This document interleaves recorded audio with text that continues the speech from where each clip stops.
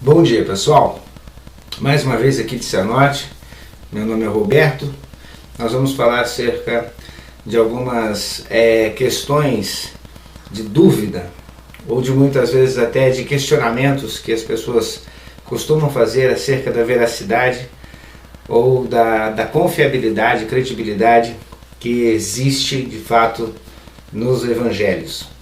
O que eu quero falar hoje? Eu tenho percebido que crer no que está escrito, primeiramente, é uma posição individual, é uma posição onde uma pessoa, ao ouvir alguma coisa acerca do Evangelho, cria dentro de si, do seu próprio ser, um entendimento que ele não vai ser abalado porque de repente alguma outra pessoa que também ouviu, que também chegou a ter o contato com o Evangelho, deixa de crer. Ela não ficará abalada pelas questões de quantas pessoas irão seguir juntamente com ela no crer, na fé que se apoia na palavra de Deus. Eu vou explicar por que se faz essas diferenças. Primeiramente, que o Evangelho, por exemplo, eu não creio no Evangelho pelas coisas que eu li do Evangelho. Se eu tivesse que me apoiar, que a minha fé estivesse apoiada simplesmente, somente na Escritura como texto, eu não ficaria no Evangelho nem por um dia. Primeiro, porque o meu senso crítico, a minha razão, entende que papel, tinta, caneta, sei lá, na época dos papiros, a tinta que se usava, na mão de quem quer que tenha escrito, poderia ter feito isso de qualquer maneira, conforme a mentalidade daquele que o escreveu. Como existem muitas histórias escritas e até acerca de outras coisas que fogem um pouco da nossa cultura real e cotidiana. Por exemplo, tem pessoas que falam sobre duendes, tem pessoas que falam sobre extraterrestres, tem pessoas que falam sobre uma série de fantasias, de coisas da imaginação, ou até mesmo de uma experiência real. E aqui eu não estou nem dizendo que não é real que alguém tenha visto um duende, não é isso que eu estou dizendo, que não é verdadeiro que alguém tenha sido abduzido por um extraterrestre, não é disso que eu estou falando. Eu estou dizendo o seguinte, que se eu, Roberto Augusto, tivesse que apoiar a minha fé somente na Escritura, somente naquilo que está escrito, eu não ficaria um dia no Evangelho. Então, onde eu apoio a minha fé? A minha fé, ela é apoiada a partir daquilo que eu ouço do Evangelho, a partir daquilo, e que vai tomando dentro em mim uma consciência de verdade. E de que forma isso acontece? É muito simples. O processo do discípulo, aquele que vem seguindo Jesus no Evangelho, ele é feito por etapas. A primeira etapa é discernir quem Jesus é. Esse discernimento não vem por teologia, por escritura, por aquilo que está escrito. Isso vem por uma revelação do Pai, como disse Jesus a Pedro. Não foi carne, não foi sangue, querendo dizer, não foi o teu conhecimento teológico, intelectual, teu pensar que te revelou quem de fato eu seja. Então, primeiramente, não foi escritura. É uma convicção que vem por revelação. Segundo passo, para você continuar a caminhar na revelação de quem seja Jesus e continuar confiante e crendo nisso, você precisa experimentar alguma transcendência. E esse experimento da transcendência no caminho do discípulo, ele se faz naturalmente.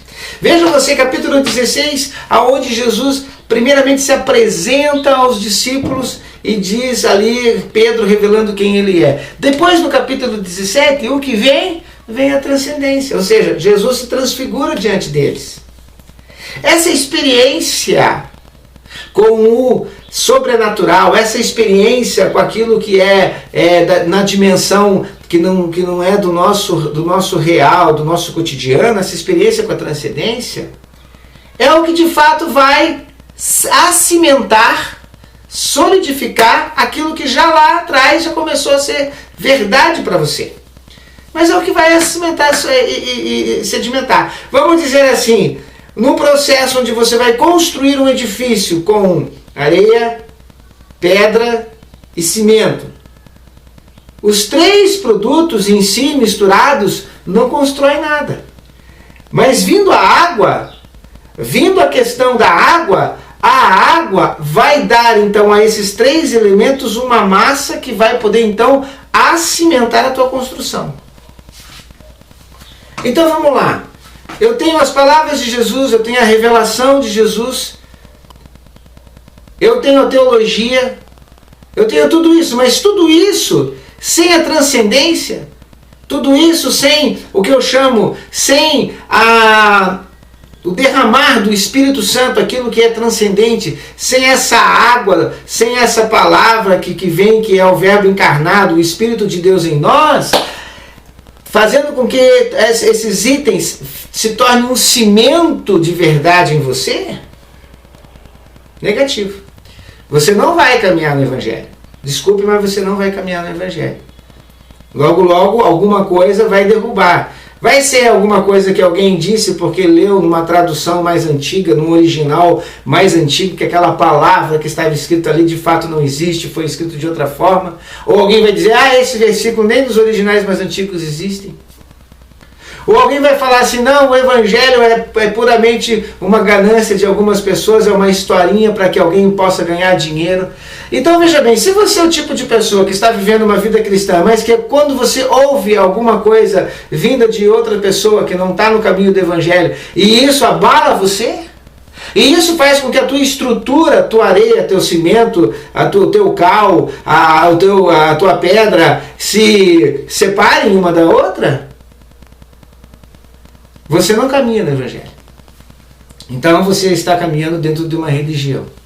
No Evangelho, se não tiver o elemento que acimenta, que faz com que, de fato, esses elementos, a palavra de Deus, a pessoa de Cristo, o Espírito de Deus, a teologia do Antigo e Novo Testamento, quando eles se encontram e recebem alguma coisa que os torne indissolúvel, ou seja, não dá mais para separar, então aí de fato você pode começar a anunciar a boa nova. Antes disso você nem queira anunciar, porque você vai ser derrubado na primeira tentativa.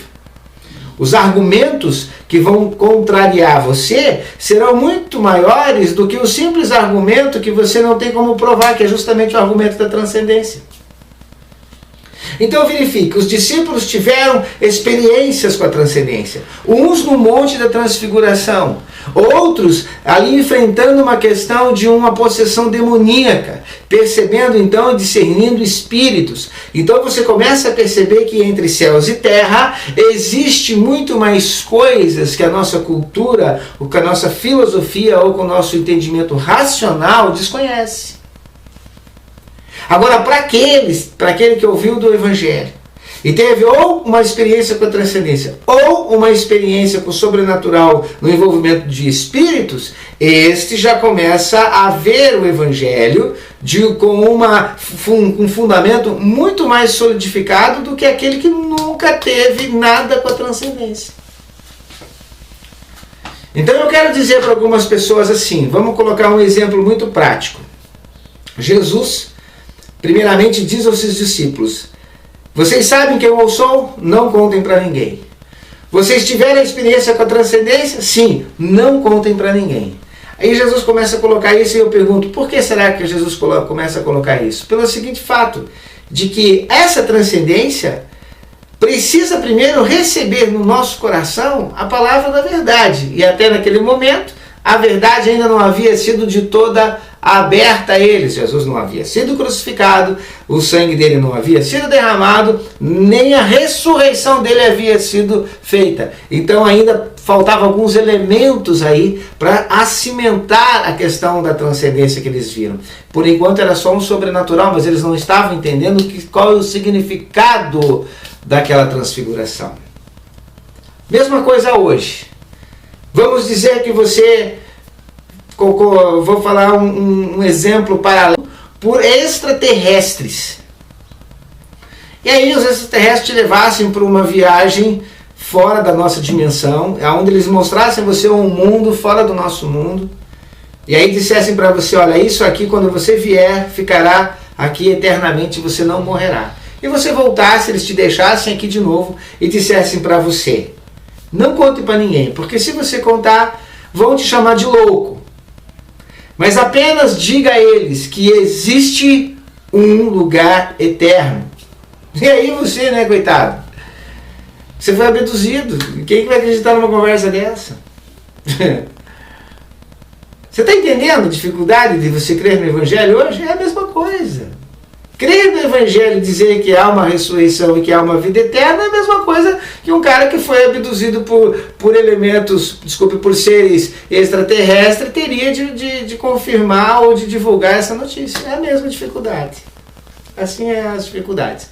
Então eu quero dizer para você o seguinte. Primeiro, para você cristão, que frequenta um lugar de culto, você que ainda está ali apenas como um ouvinte, mas que não tem buscado nada no nível espiritual, ou seja, não tem o batismo com o Espírito Santo, você não tem a experiência da voz do Espírito Santo em você, você não tem a experiência da transcendência, ou seja, do entendimento, da revelação da glória de Deus dentro em você.